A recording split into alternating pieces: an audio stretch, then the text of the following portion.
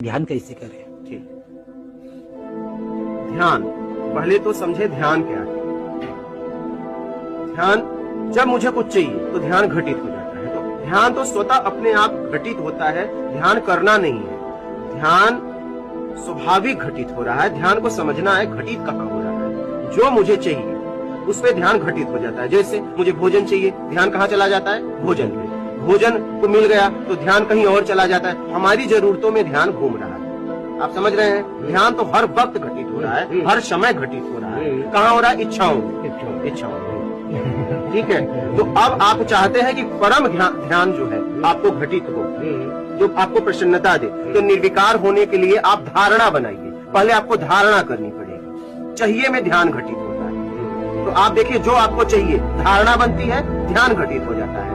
धारणा, ध्यान, समाधि, तुम ब्रह्म। समझ रहे हैं? तो आप जो है निर्विकार होने के लिए धारणा बनाइए कि मैं छल कपट चोरी बेईमानी चापलूसी मक्कारी धोखा पाखंड से कैसे मुक्त हो जाऊं। जब इसके लिए आप पक्की धारणा बनाएंगे तो ध्यान उससे घटित होगा और अपने आप धारणा, ध्यान, समाधि, तुम ब्रह्म अपने मैं तक पहुंच जाओगे।